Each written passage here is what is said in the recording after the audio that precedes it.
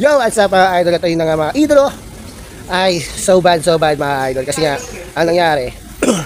Dahil sa bagyo natin ngayon, sa sobrang lakas ng bagyo, nabasa yung ORCR natin, yung documents na motor natin. Kuprint tayo ng ORCR natin dahil nabasa. Nasira.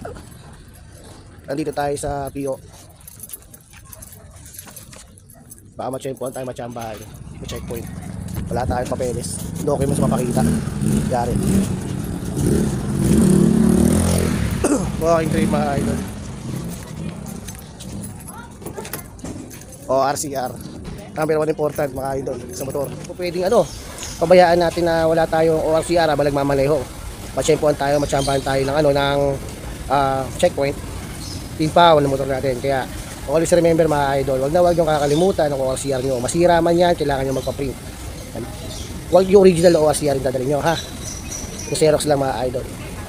Yun, kaka-print lang natin ng bagong ORCR.